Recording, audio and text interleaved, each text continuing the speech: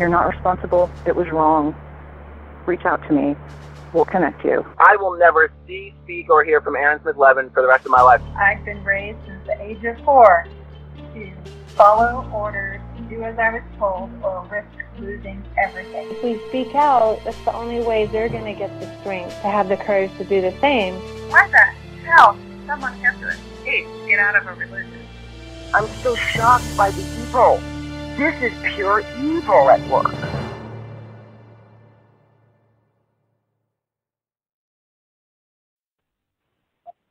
Okay, we're going to come get some extra Scientology edition today with Claire Headley. You'll hear it in its entirety, a little bit over an hour here.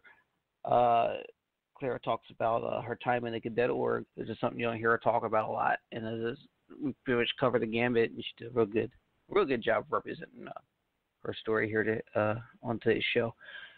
I want to talk about what's happening in the media right now, the overwhelming attention that's going into sexual abuse in Hollywood. It's a big thing ever since this Harvey Weinstein came up, and now you have a bunch of other actors, celebrities, directors being brought up as people who have been claimed to sexually assault the people they work with. And you see the thing with Kevin Spacey, and he apparently did something or tried to do something with a 14-year-old, and he didn't really flat out deny it. Tried to blame it on alcohol, and then said, "Oh, by the way, I'm coming out of the closet." So is that supposed to distract? So it was really crappy, I thought, and it sucks because I'm a big fan of Spacey's work. Excuse me.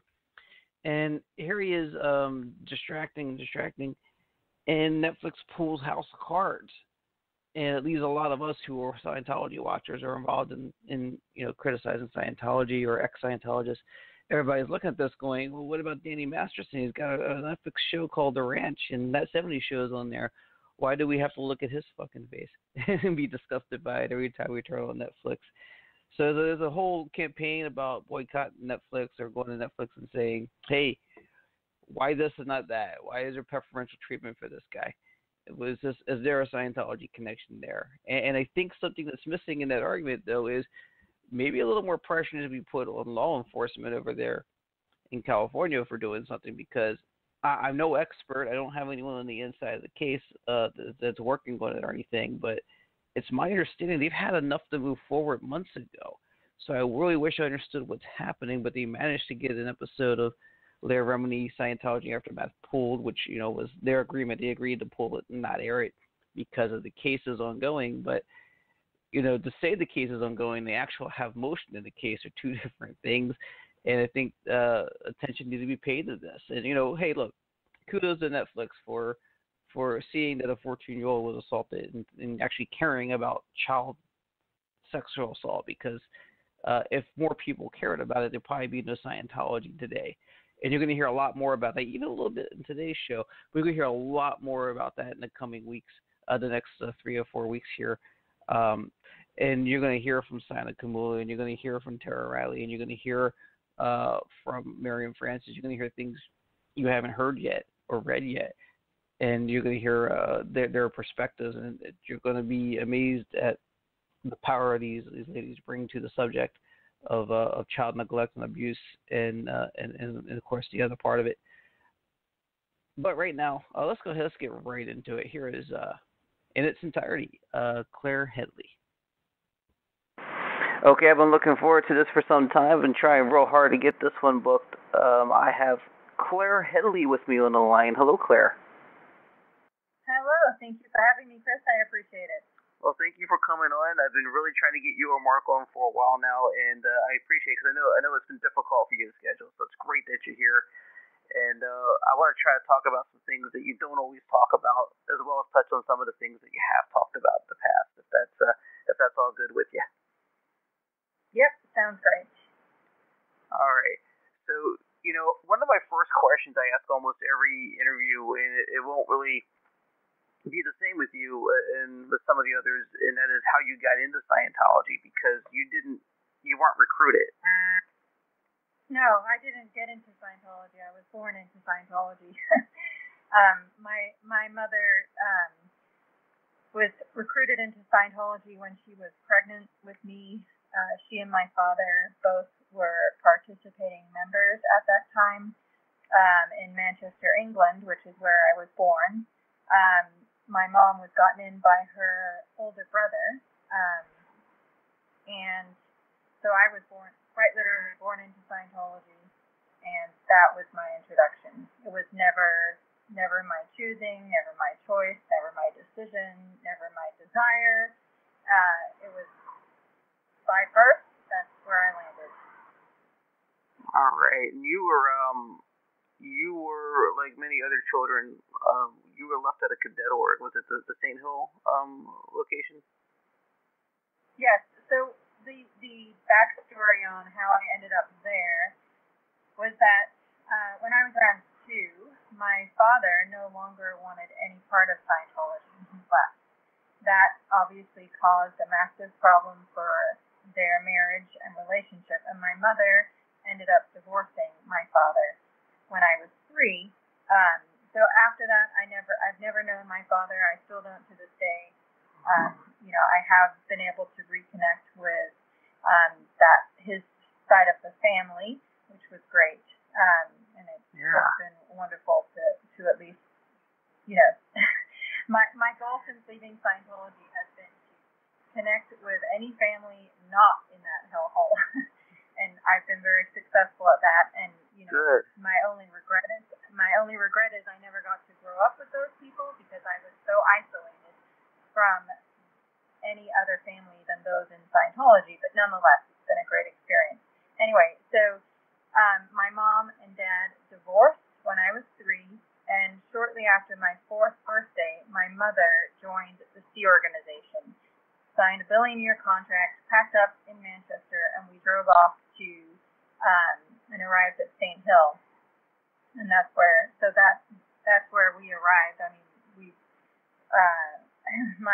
my first moments of arriving there were being shoveled into a grungy, moldy, nasty basement that barely even had light at Stonelands, and that's where I was assigned to sleep while my mom was doing the ETF. That's basically the introductory steps where members have to prove that they can do any task assigned, no matter how difficult, and that they will,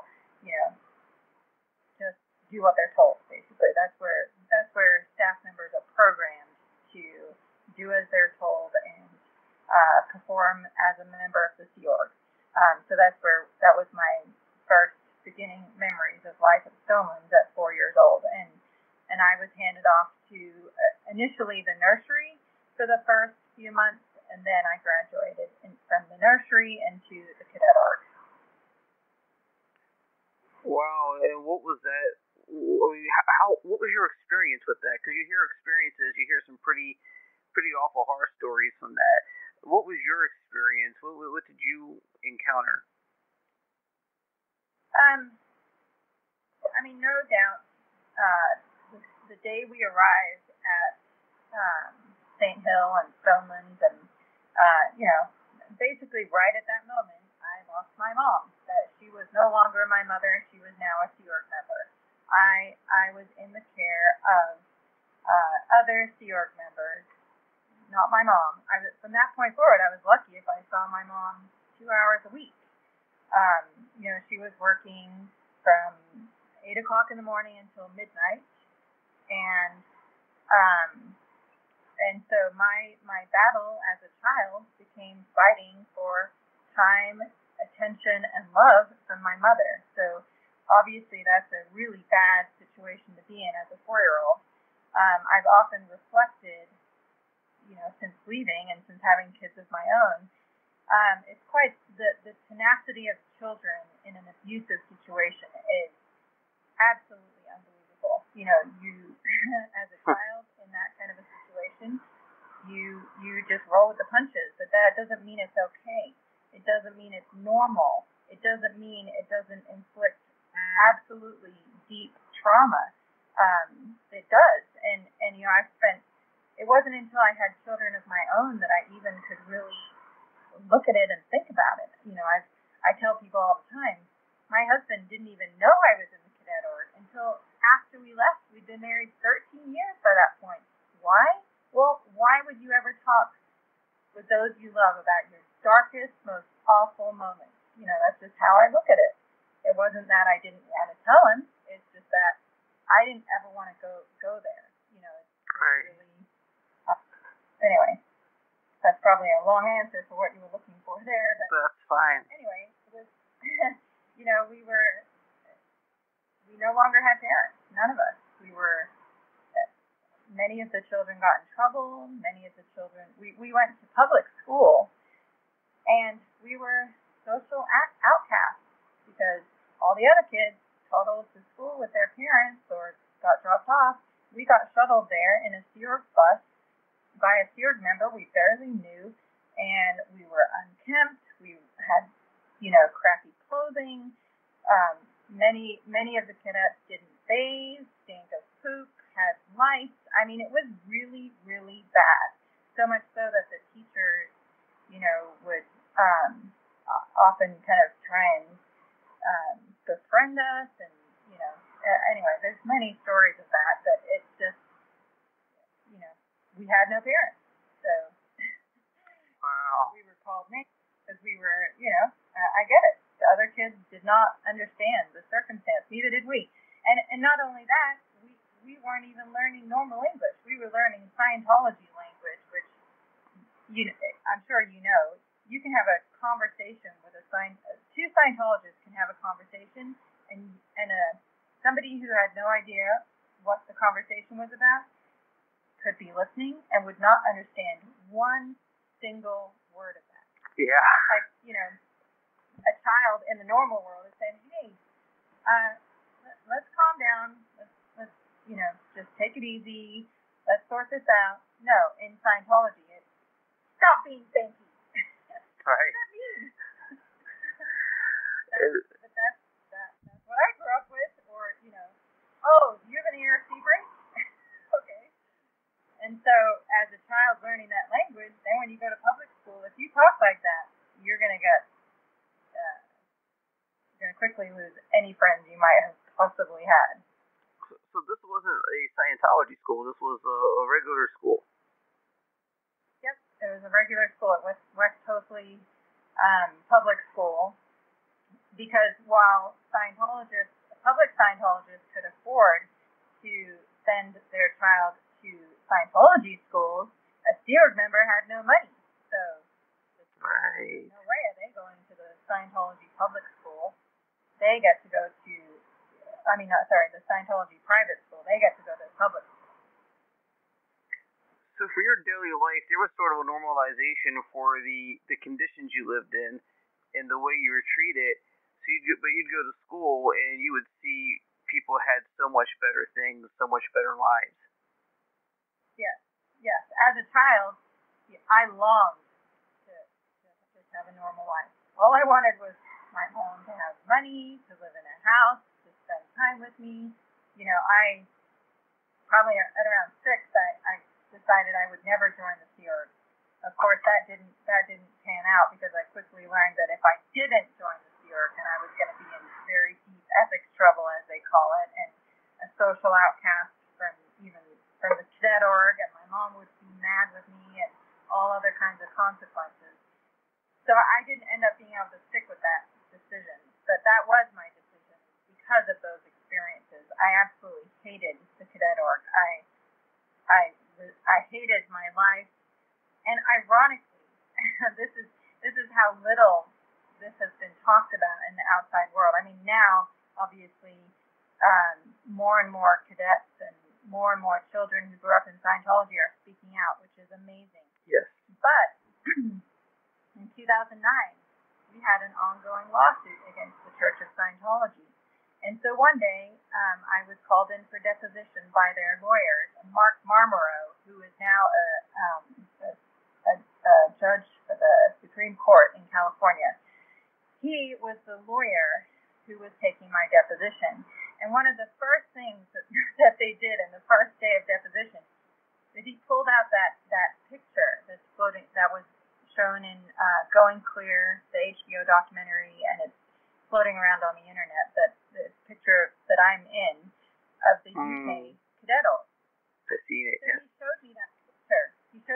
picture. That's actually how I got a copy of it, because he gave it to me in deposition.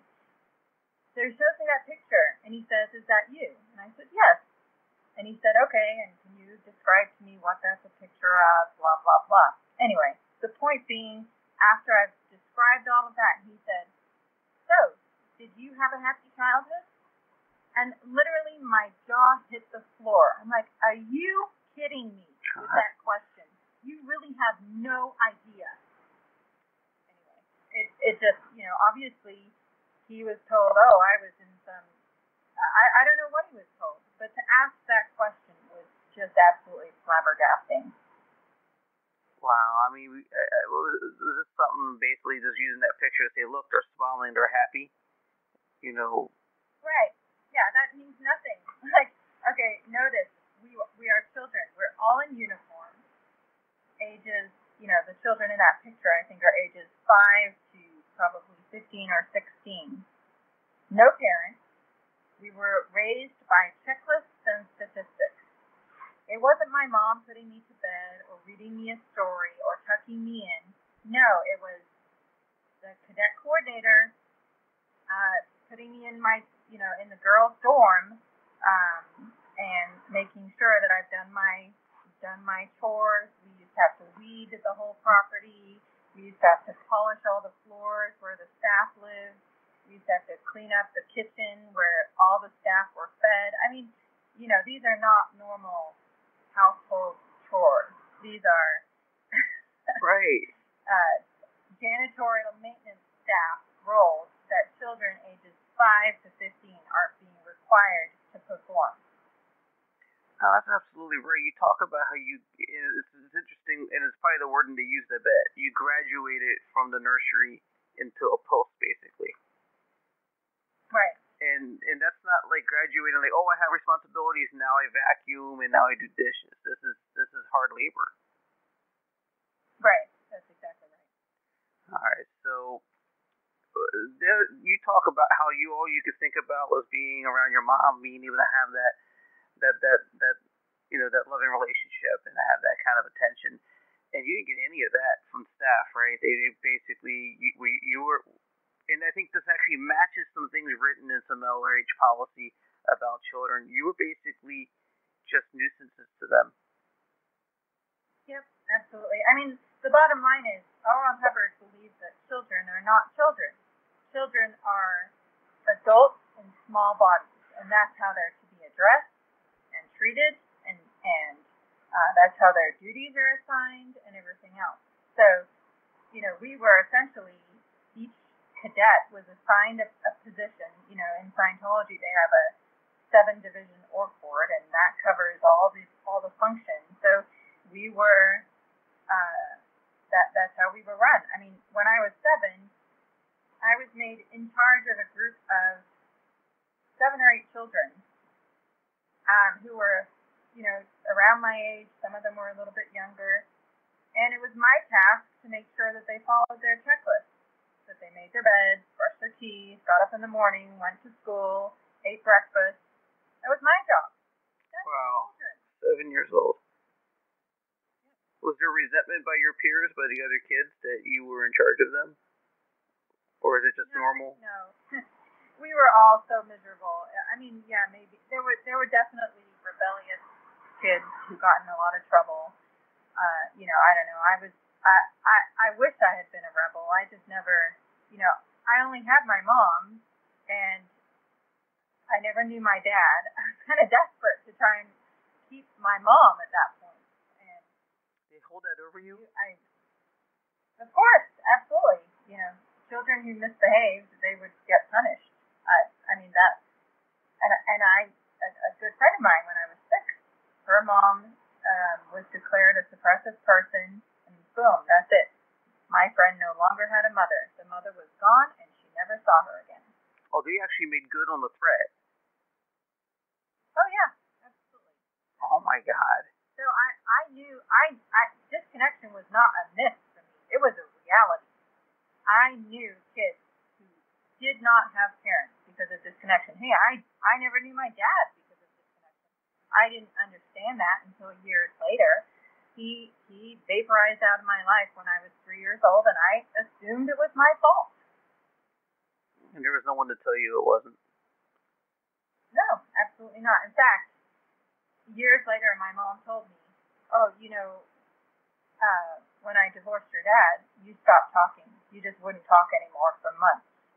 And so I took you into the Manchester org, and they said I needed to give you an R factor. R factor is reality factor. Scientology is for explain to the child what the heck is going on. Okay. But what was it? I'm just trying to understand. What is that? How does that work? Basically, then I'm sure my mom, I don't remember this. This is what my mom told me. I'm sure she said, oh, your dad and I have gotten divorced and blah, blah, blah, trying to fix the fact or explain to me and help me understand why my father. Oh, so they're not explaining it to you like a child. Really, my only point is, obviously I was traumatized, and her solution for that was Scientology. It was always, Scientology was the solution for everything, from beginning to end. Okay, and that's what's instilled, and that's why these things continue, it seems. Yes. Something you said in the, I've seen you say this, I've seen you write it, I think even.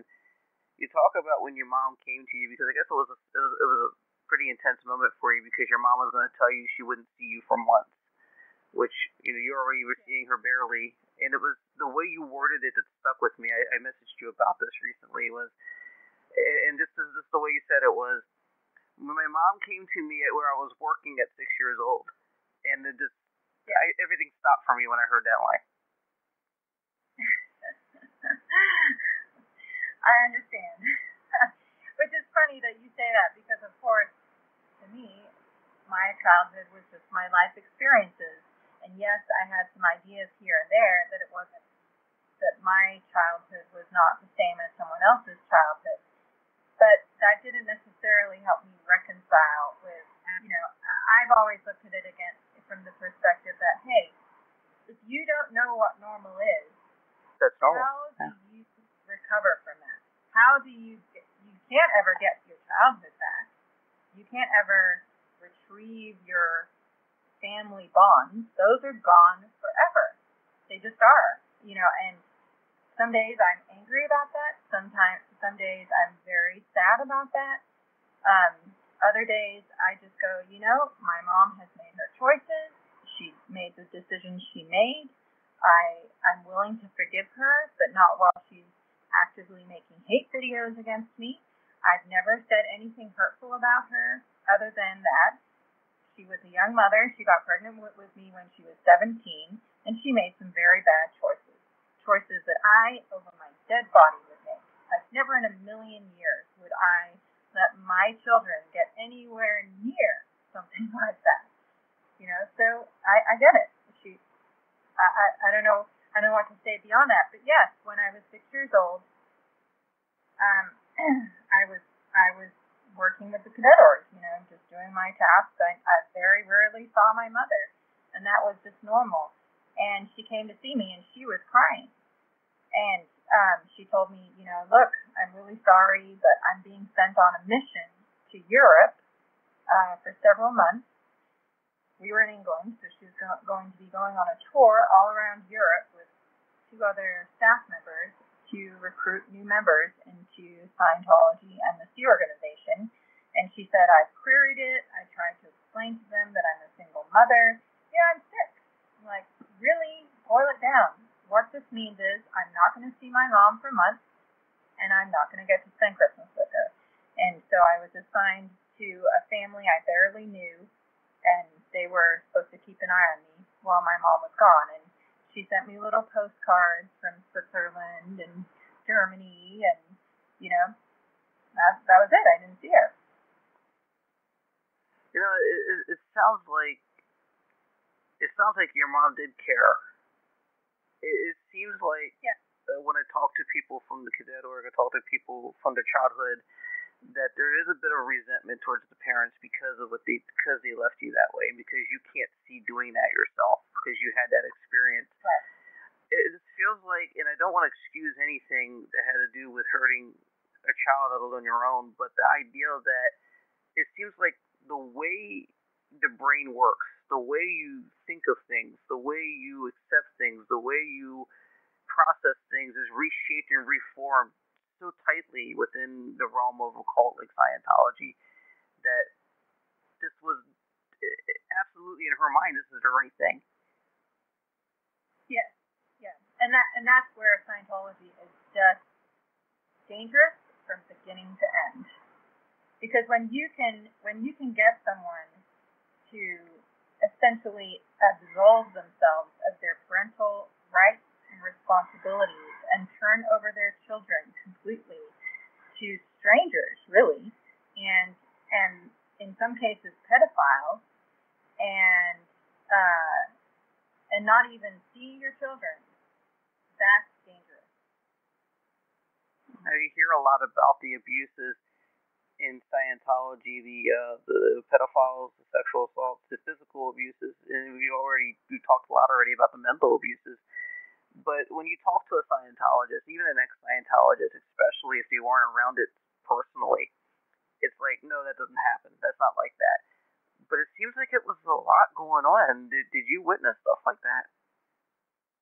I did, yes. I mean, and here's the thing. A Scientologist is trained to lie and cover up and do whatever they have to do to protect the public image of Scientology. So they will always deny that these things happened. Always. I mean, I tell people all the time, I've never been present when 911 was called, for example, and yet I've seen several devastating accidents.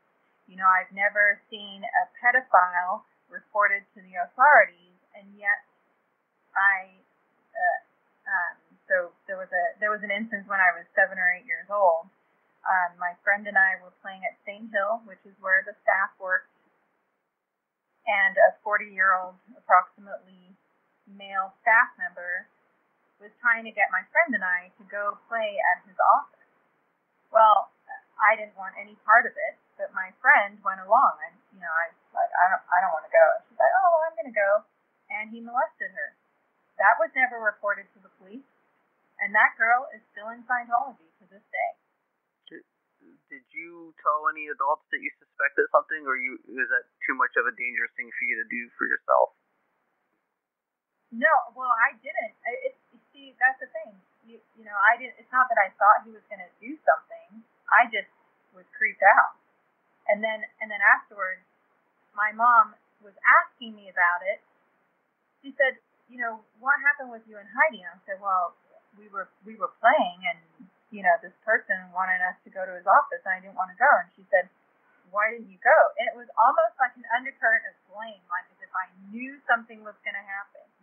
Right. And it was a curiosity as to why I didn't go. No, I went to public school, and they taught me stranger danger. And that's what was going off in my mind was stranger danger. Of course I had no idea. I didn't even know. Anyway. So are you supposed to go, I could have been there? I'm sorry. No, that's all good. Are you supposed to think to yourself, I could have been there, I could have stopped it, so I better not say anything because I messed up? Yeah, I don't know. It's so warped when it comes to stuff, and as I mentioned, there were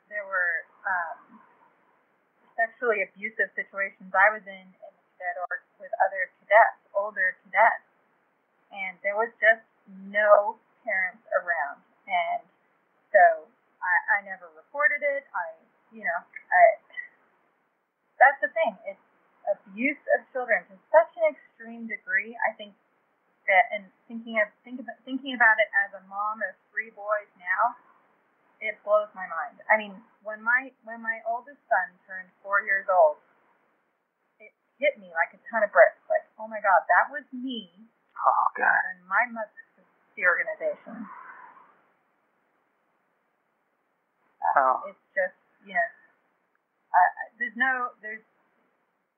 becoming a mom is the only thing that's helped me to get perspective on what actually happened and help me deal with that trauma.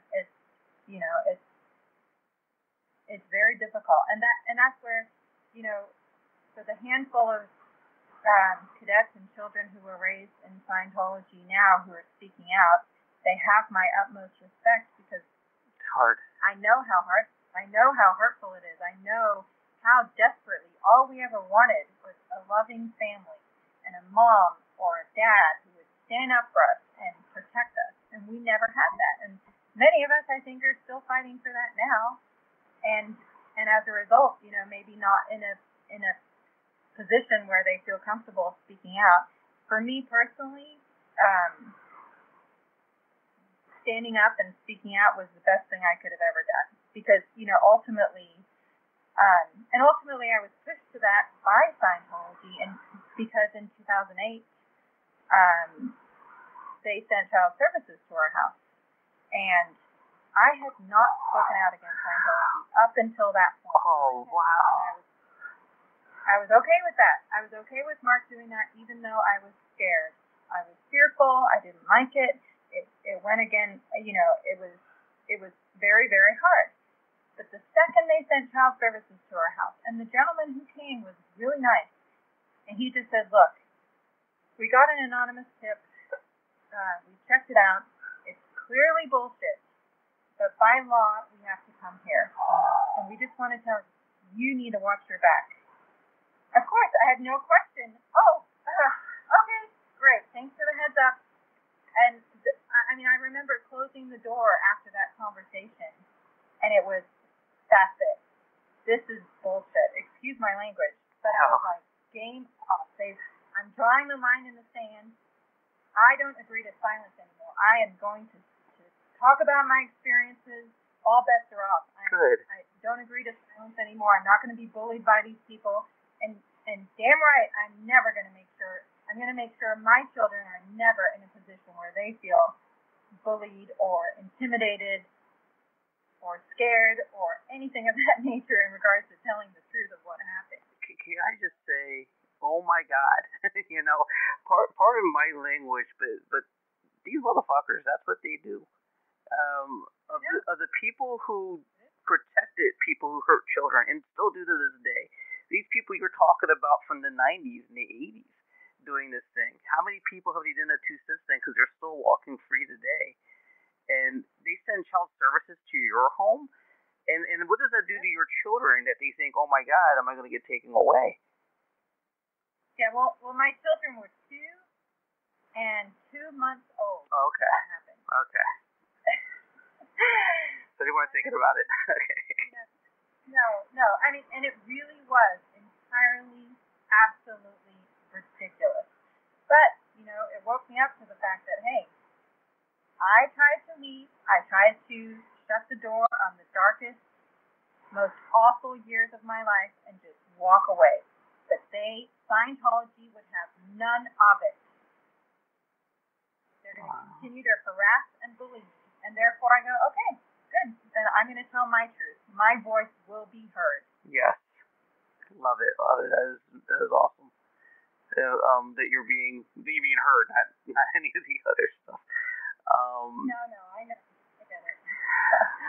But you did go into the Sea Org, and that's what most people hear about. What most people know is about your time in the Sea Org. That's what gets talked about the most. And I guess we should talk about that a little bit. Yes. So. Well, yeah. That starts with when I was in the Cadet Org. It was a requirement that all cadets sign the billion-year contract. And like I told you, I originally, as a child, I was like, no way am I joining the Sea Org. Then I kind of compromised, and my thought process as a child was, well, I want to have kids, so in my mind, obviously, I'm not vocalizing any of this, but I remember it like it was yesterday. I'm going, well, I'll join the Sea Org when I'm 45, when my life is over. But then I will have been able to live and enjoy life, and then when it's all said and done at age 45, then I'll join the Sea Org. Interesting. And actually my goal as a child was, I really wanted to be a teacher, and I wanted to go to Oxford University, and this and that and the other thing. And when I was around 9 or 10, I used to talk about this goal to my mom, and she said, oh, teachers are required to study psychology.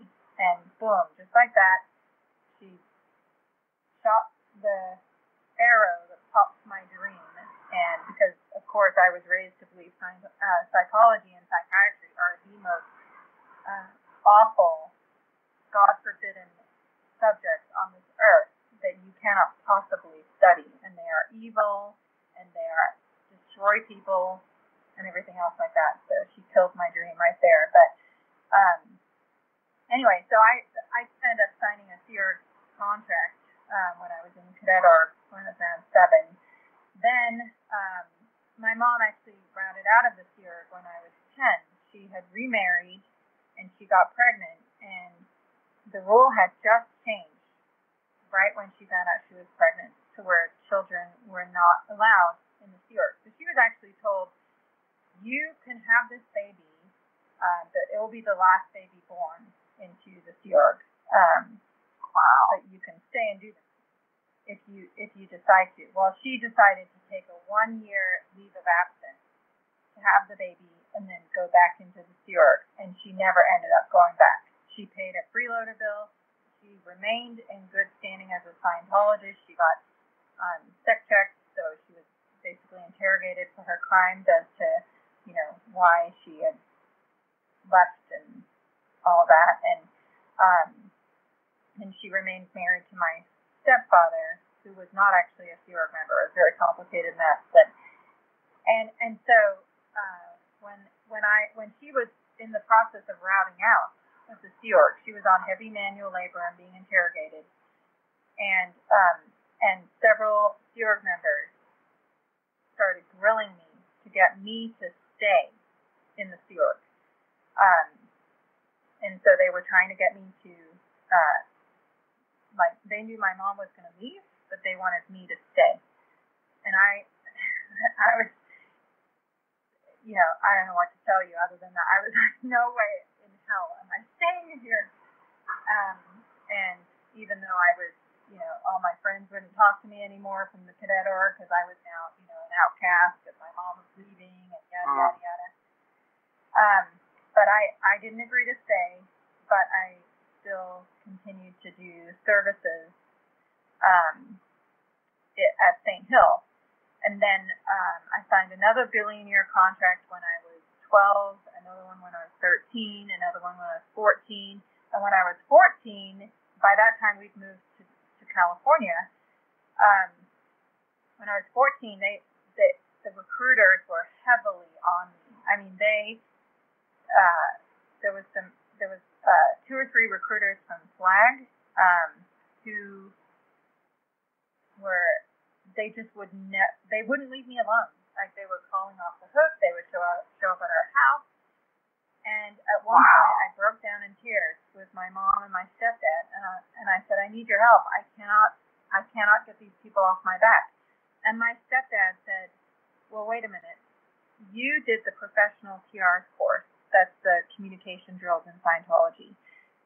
The product of the professional TR's course is that you can handle any communication situation, no matter how tough. So you need to deal with it. Wow. That was my parents coming to my rescue, quote unquote. And at that point I knew I was on my own, and I really knew it was just a matter of time before I caved, because I felt haunted and hounded, and I just saw no way out. I was like, they're never going to leave me alone until I join the SEALs. And eventually I caved, and then I started on the ETF in PAC in July of 1991. So I was then working in PAC at the PAC base. I finished the ETF. I was assigned a post, and I was working there until the end of September of 1991. And by that point, I was then promoted to the headquarters in Hemet, California. And that's where I worked for the most part until I escaped in January 2005. Okay. So what's going to make this really hard, as you said earlier, and it's almost perfectly set up for what we're going to talk about, is you said you wanted to wait until later in life to join the Sea Org because you wanted to be a parent. Yes. You wanted to have children. So yes. That makes your whole story completely insane to me, and not against you at all. Just that that this is what it is. You wanted children, and you and Mark were expecting. Yes. So Mark and I met at the base. Like I said, I started working there in September 1991, and Mark was already there. He'd been working there, I think, since '89, and he's almost 2 years older than I am. But in August 1992, when I was 17 and he was 19, we got married. We had to go to Vegas because I was under 18, and ironically in California, if you get married under the age of 18, at least at that time, you had to get blood work done and you had to see a psychologist. Well, obviously, we were not allowed to see a psychologist, right. So we went to Vegas. Anyway, but yeah, and funnily enough, I don't know, it's not really funny, but ironically, I guess, when I talked to my mom, and I said, hey, I want to get married, and she said, the first thing she said is, well, I think you should wait 6 months, and I'm like, what? She'd already signed over guardianship with me, by the way, by that point. That was a requirement for me to be able to be posted at the Scientology headquarters, was that she sign over guardianship with me. So she signed it over to a woman I'd never met by the name of Leo Adams. That my stepdad knew her, but I'd never met her. How does that work? Because she's signing over guardianship of you to the Sea Org at a much older age than when she dropped you off at St. Hell. Yeah. Well, she still had legal parental rights over me, though. She just didn't use them or exercise them. No. Okay. Yeah, that's probably why it didn't mean very much to me, even that she signed over guardianship right. when I was 15. Like, oh, whatever. Right. That ship already sailed, Mom. I hate to break it to you. Right. Anyway. But yeah, so that had happened. But one of the conversations I had with my mom was, well, have you and Mark talked about having kids? Well, of course, I couldn't tell her, no, we haven't talked about having kids. If I talk with Mark about having kids, we're going to be under security watch and being interrogated whilst being required to do heavy manual labor. That is forbidden, taboo. You don't talk about it. It's, because essentially a conversation about, hey, do you want to have kids, is paramount in Scientology's mind to a discussion of, do you want to leave the Sea Organization? And that a conversation of that is a suppressive act, and you'll be declared. So we would be isolated from each other, not allowed to talk to each other. Anyway, of course my mom didn't understand that. She was a public Scientologist. She didn't even know where I was working. The headquarters of our location in Hemet, California is confidential. A public Scientologist is not allowed to know where that property is located. Anyway, so yeah, cut to, Mark and I got married in August 1992, and in approximately, early 1994, neither of us had been being paid, so while we were supposedly due $46 a week for our, 120 hours of work a week, we weren't even being paid that. So I had no money to be able to pay for birth control, and I ended up getting pregnant. I didn't mean to get pregnant, but I did. And, I had always in my mind sworn that knowing what the process was at the base, knowing what the policy was, that if a woman got pregnant and refused to have an abortion, that she would be immediately taken off post, not allowed to talk to her spouse, put on under full-time security watch, put on heavy manual labor, and interrogated nonstop until she changed her mind, and then be required to have an abortion. That's what I understood were the consequences of getting pregnant. So when I found out, I mean, I was absolutely devastated.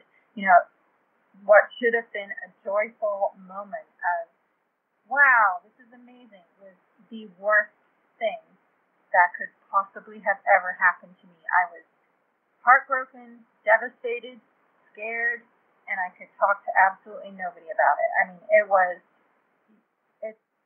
my worst nightmare come true, you know, and I obviously I've talked about it before. It's very, I don't know what to say. Those wounds will never heal. It's just, you know, I can wish I can turn back time. I just can't.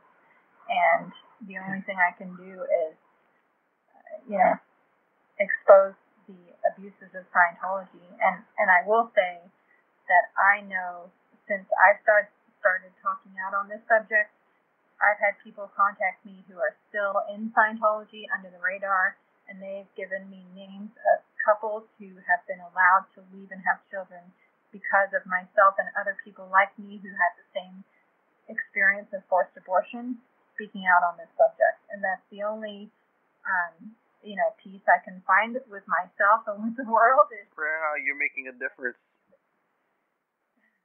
I'm trying. I'm going to keep trying. I know that, you know, Scientology will always cover it up, but meanwhile, I have names of children who were born because this forced abortion practice was exposed. It's almost like they kind of need those children now to keep numbers. You know, even though it doesn't matter, they'll say whatever numbers they have to say. But this is like reverse what you see in society right now. There's this ongoing battle constantly, and we're not going to get into the politics of it, but about the right of abortion, right? There's the whole thing about, you know, pro-lifers, pro-choicers. And the one thing that's always being argued the loudest is, you don't have a right to tell me that I can't abort my baby, is what they say, right? But this was like the reverse of that. It was like it was the choice to have the child. The choice to give a life was taken from you. And they'll say that they didn't force you to do it, but they kind of forced you to do it. They absolutely did. I mean, I was escorted by a male staff member to Planned Parenthood. He waited in the waiting room while I was there, and I had been grilled on what to say, how to respond. You know, I remember sitting there wishing I could just scream out loud and beg for help. But I knew if I did that, I would never see Mark again.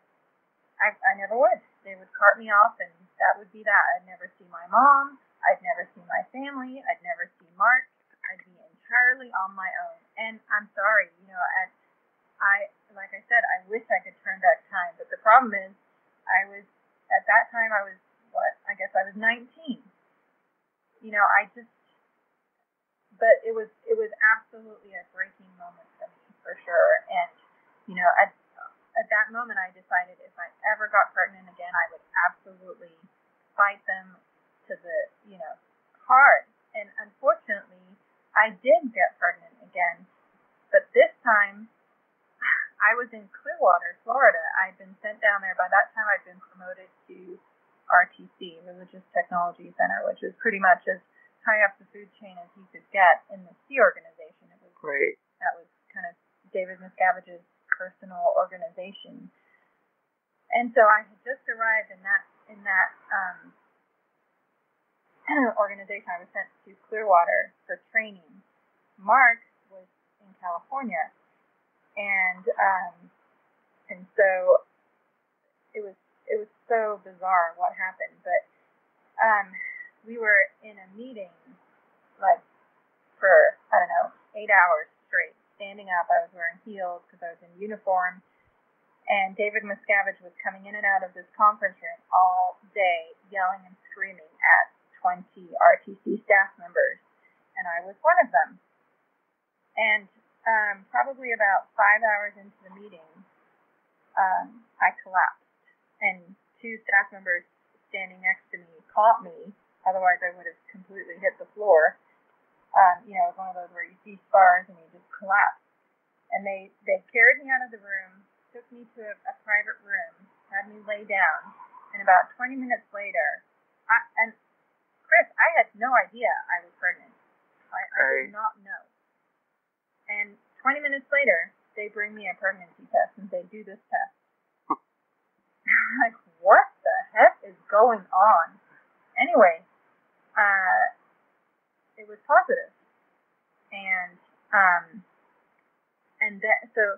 So now I'm in the exact same position again that I swore I would never get into again. And it was a very similar circumstance, by the way. I had been paid for months prior to going into RTC. People in RTC were paid every week no matter what, but I'd been in Golden Era Productions, and I hadn't been paid for months, couldn't afford birth control, blah, blah, blah. And even at that point, I rarely saw my husband. We were on totally different schedules. We didn't eat meals together. We rarely slept in the same bed. It was, we were working around the clock. Crazy, psychotic lifestyle. Anyway, so I was given this pregnancy test. It was positive, and then I was called into a room and grilled on what that I needed to go get an abortion, and I wrote a CSC, completed staff work, to be able to be allowed to call my husband. Because I was in Clearwater and he was in California, I wasn't allowed to call him. I had no way to speak to him. If I wrote him a letter, it would be read. And so I decided to try and make a call to him. And my plan was that in the call, I would tell him that I was pregnant and that I was going to leave. And, of course, I didn't say that to anybody, but I requested the authority to be able to call my husband. And Anne Rathbun refused to let me call him. And so I felt, once again, I felt completely trapped. I knew that if I carried out my plan, I was willing to bet everything I owned that they would never even tell Mark that I was pregnant. They would just say that I routed out and that was it and be done with it. And I would never see him again, and he would never even know. And, again, by that time I was 21 years old, and I was scared and weak and intimidated and bullied into going through with that a second time, even though I'd sworn I would never do it. It was devastating. And I didn't even get to tell Mark what happened until 6 months later, the next time I saw him. He doesn't get a say, and you being the mother, you don't get a say either. No. Wow. Okay, so something I've seen you guys talk about a bunch is that the whole situation is terrible. You say a lot. When you were there, one of the things you noticed at first, I remember seeing this on the Aftermath, you talked about how, this person escaped, that person escaped, there's a hunt for them. Were you guys actually using the word escape within the walls of Hemet as event base? No, it was called blow. It was just talking about blowing. Okay. Yeah, somebody's blowing. That's the word, because there's an L. Ron Hubbard reference. It's called blow off, and it talks in there about L. Ron Hubbard says the only reason anyone ever tries to leave is because they've committed crimes against the organization, and that's called a blow. So when you if we're sitting in an office and you say, I'm out of here, I'm leaving, and you get up and walk out the door, you're blowing in Scientology terms. So that's what was the Scientology word for escape. Is everything, when I talk to you, you've been really good about this in this conversation, and everyone I've talked to pretty much, what I get from the structure of the conversation, the way things are said, it is very clear that it's, people can question, would I have done this if I go back? Can I fight against it if I go back in time? But you won't really, like I said, you didn't have a choice. It was all blackmail. It's all emotional blackmail. Yeah. And when I look at that, we were leveraged and controlled, and like for me, I'd been raised since the age of 4 to follow orders and do as I was told, or risk losing everything. It's really difficult, and I think it's hard for someone on the outside with no knowledge of Scientology to really understand the depth of control and leverage that Scientology yields over its members, particularly few of members. But the fact is that was the life I lived. It was the only life I ever knew. And so, I had been very carefully programmed to follow their orders. That was the bottom line. Does it strike you in a weird way? Does it affect you that these children, because you grew up in Scientology and you wanted, and you mentioned this before, this word is a great word to use for it, but you were seeking that unconditional love, that caring person in your life, that caring family member. And there's children whose parents want to be a part of their lives, and these children disconnect from their parents. The resource, the cons, the list goes on, the Joneses. Does that freak you out that these children don't want this relationship with their parents? I've seen it happen so many times. So on that subject, it's funny you bring that up. But when I was at the base, I used to see people on a regular basis being told, "Oh, you have to disconnect from your sister or your mom," or In my head, I just, my voice in the back room that never got to speak out to anybody was saying, "Wow, if anybody ever tried to make me disconnect from my family, I would never do it." Yeah, who has the right? Wow. Counter opposed to that, though, for a number of years, I worked very closely with Shelley Miscavige, and Shelley would often say, she would quote Hubbard and say, "Well, rank comes responsibility," and basically the programming was that the further up you go, the less human you have the right to be. And so, for example, when I was in RTC, she told me several times that, people who are in RTC have forgone their right to blow. Wow. And it's true, because, like, anytime someone from RTC blew, they would be hunted down and brought back. Sue Wilhare blew to South Africa, and they got her back. Sue Gentry at the time, and her parents were declared SPs who lived in South Africa. That's where she... Hello? She reached there. And brought her back. Sorry, you cut out, but I got you. Okay, yeah. Anyway, so I don't know. I was being pressured for 5 years to divorce Mark, and it got to the point where I had reached breaking point, and it's not, and I didn't ever fill out divorce papers, but I'd gotten to the point finally in September 2004. I was told I was going to be kicked out of RTC because I refused to divorce Mark. And, being kicked out of RTC was pretty much the worst thing that could happen.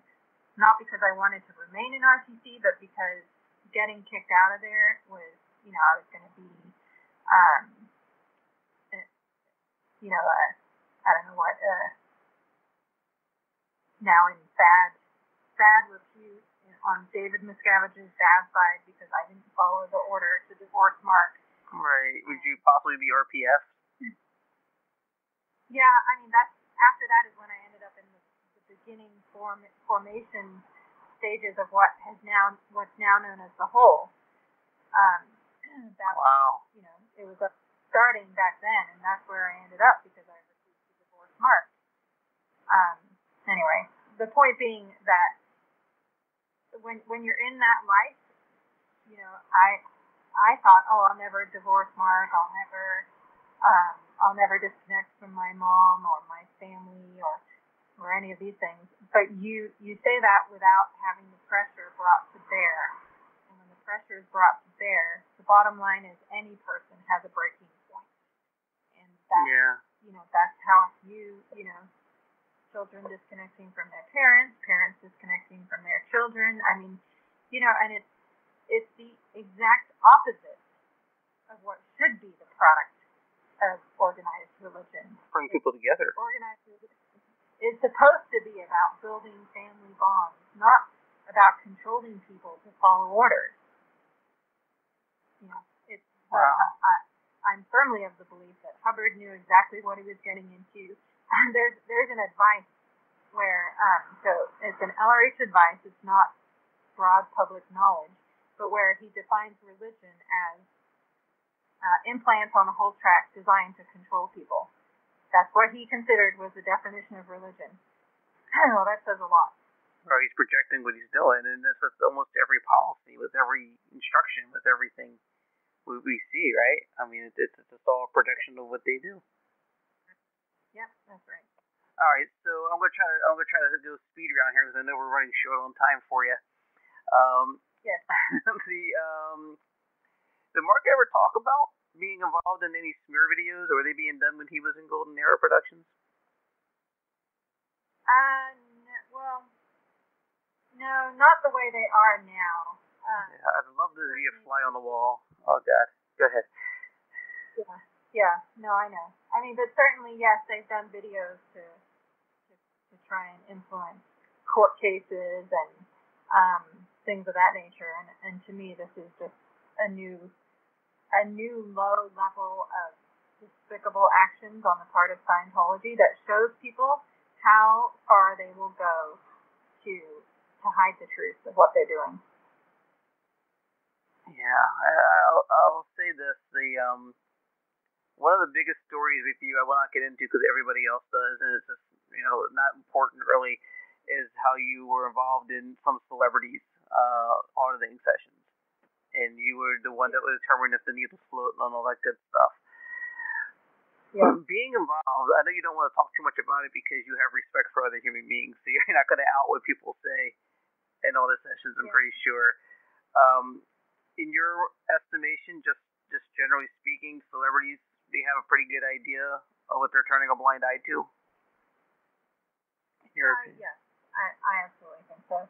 I would say that, some celebrities know more than others. Like I know David Miscavige would tell us all the time that he would tell Tom Cruise how horrible things were at the base and how out ethic people were there and their latest crimes that they'd committed, quote unquote. And, he would talk to Tom Cruise on a regular basis and tell us that he was talking to Tom Cruise. And in fact, there were several times that he said, oh, I told Tom Cruise and he's going to come down here and put your ethics in and, things of that nature. Wow. So I know that there were levels of exposure. Do I think that all celebrities would talk to you that way? Absolutely not. David Miscavige was all about his club, and he kept a very close circle of people who he would talk to openly. That's what a sociopath does. They surround themselves with people who will do their bidding, and that's what he did. And to everybody else, he was this, charismatic, domineering, kind of daunting personality who ran all of Scientology. And, but behind the scenes, we got to see a whole other side of David Miscavige.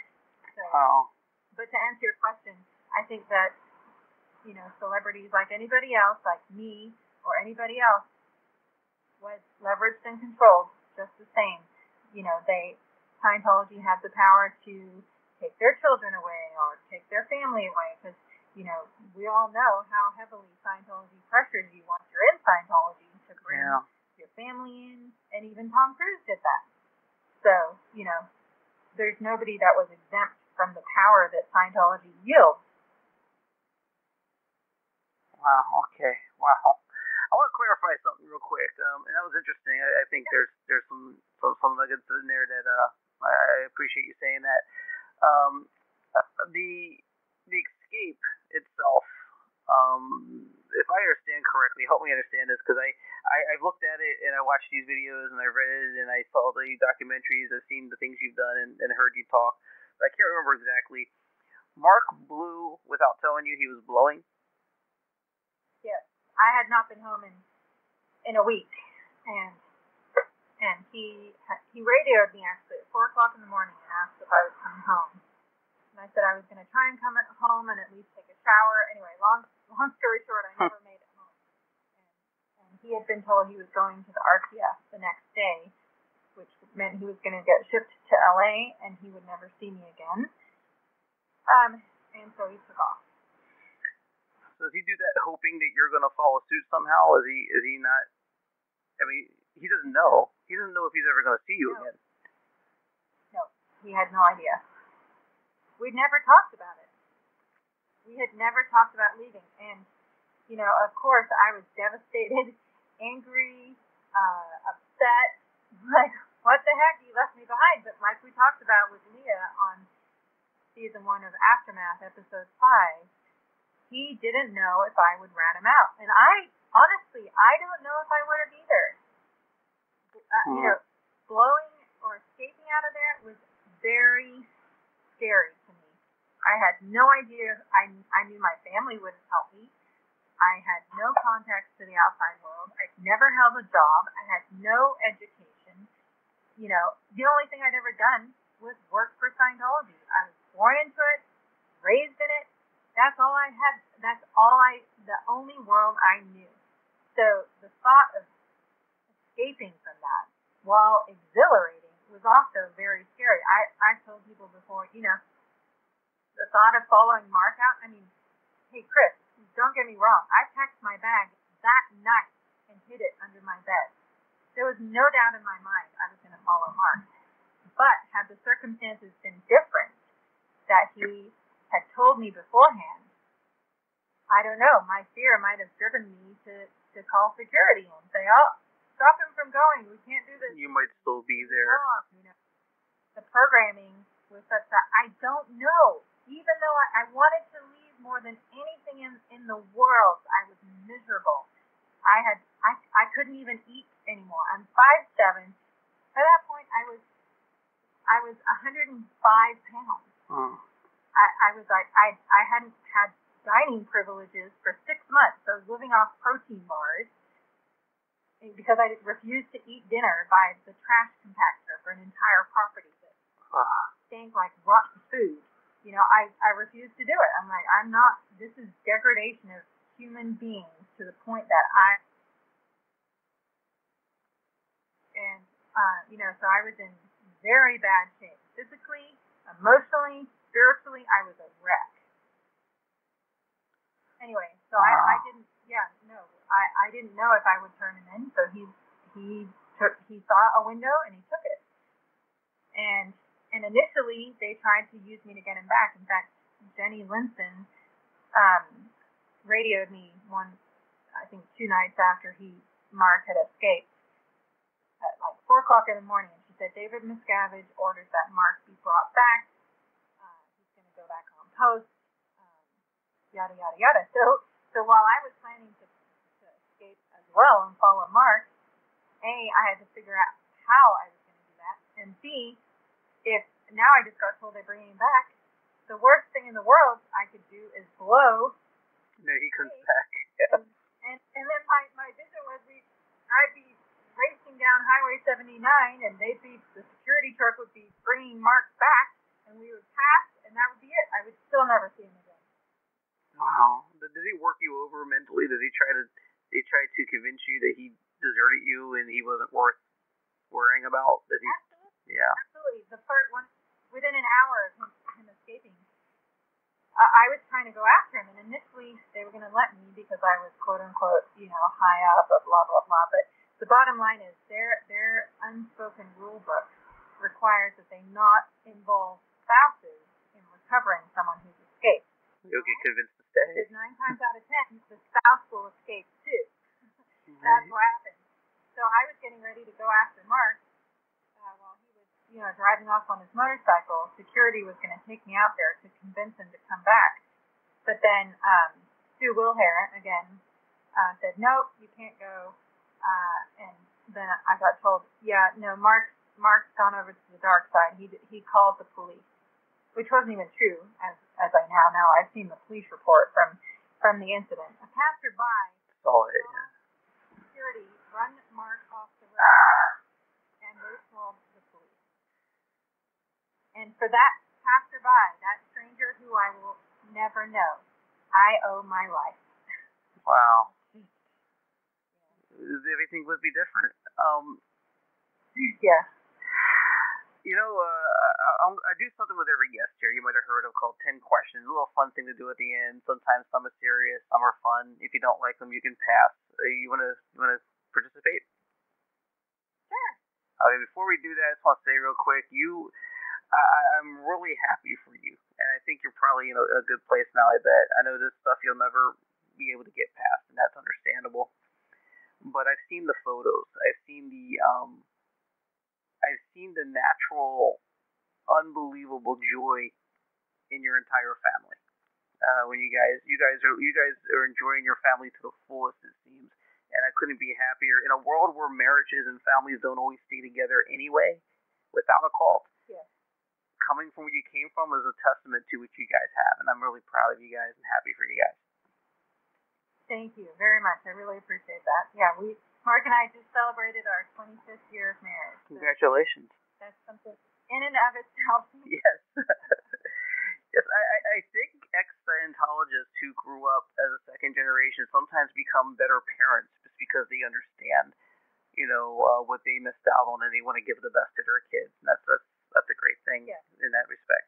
Yes. All right, so we're gonna do 10 questions with Claire Headley. Here we go. Number 1. Colorado looks like a beautiful place. I've never been there, but I've never met a bad person from Colorado either.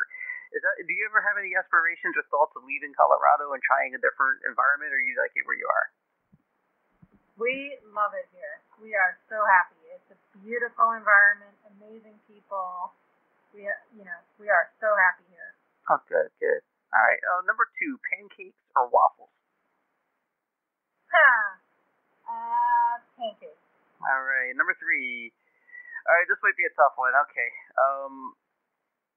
True or false? In your opinion, has Marty Rathbun been sabotaging the critics in the ex-Scientology community longer than we actually realize? True. I have theories on that.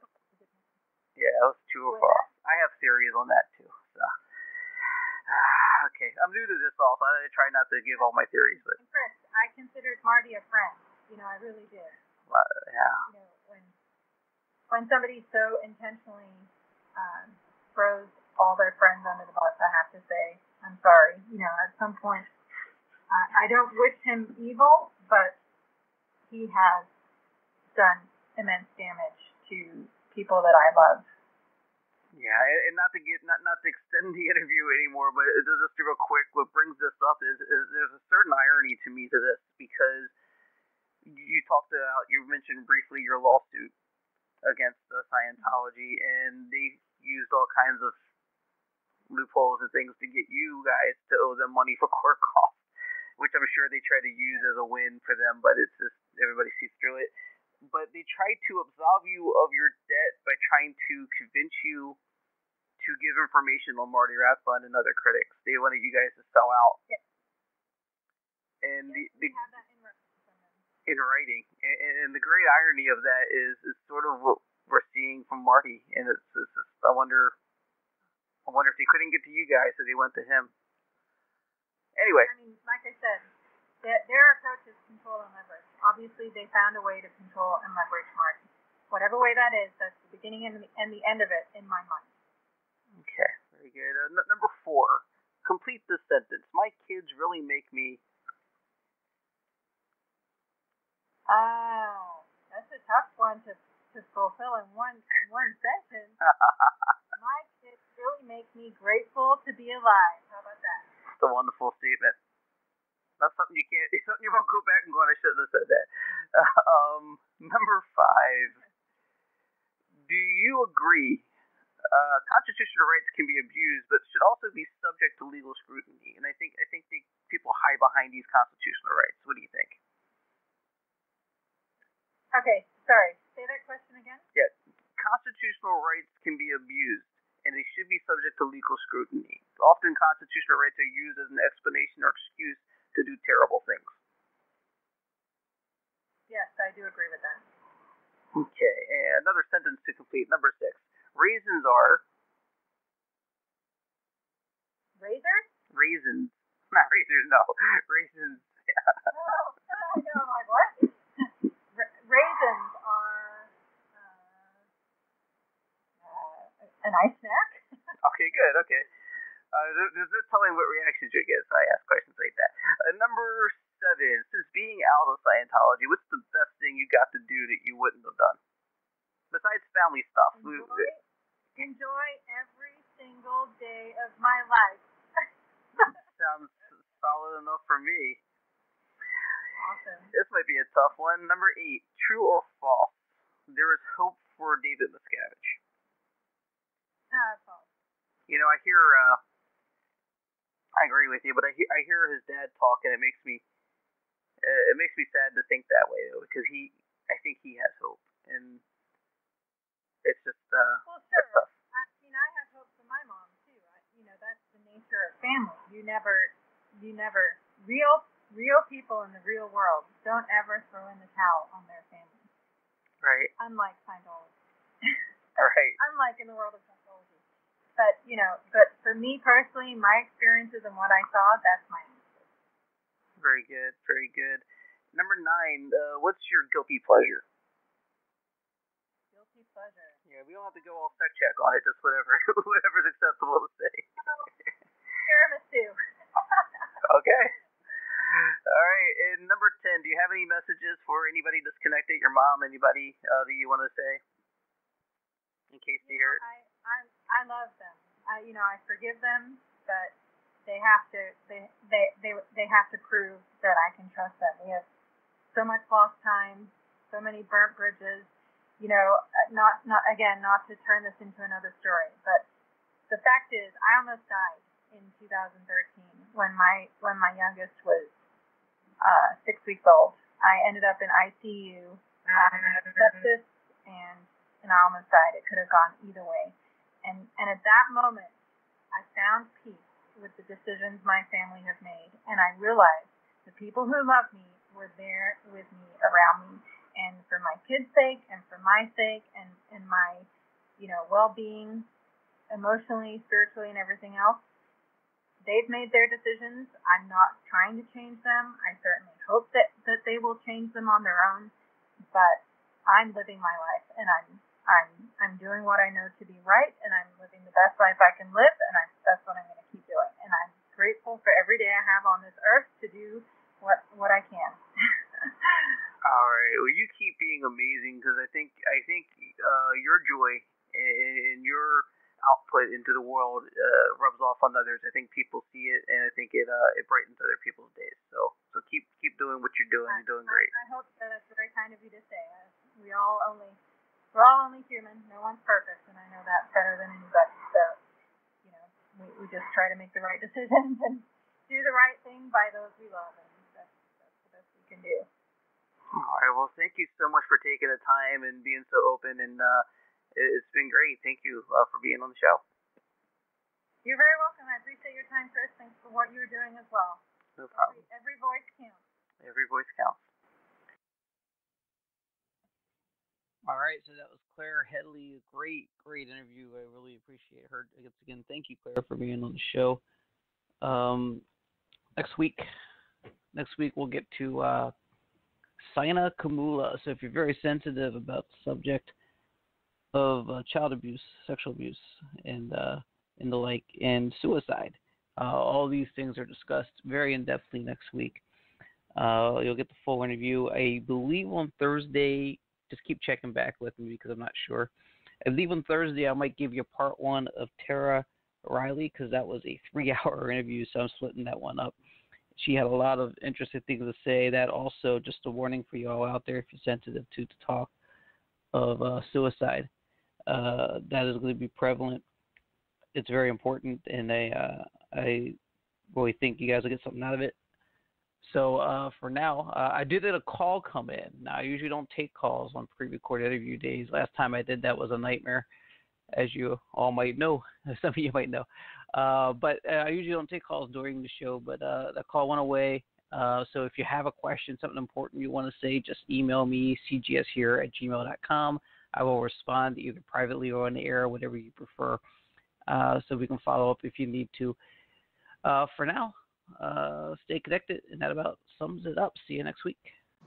You have been listening to Come Get Some Extra on Blog Talk Radio, iTunes, YouTube, and many other streaming services where available.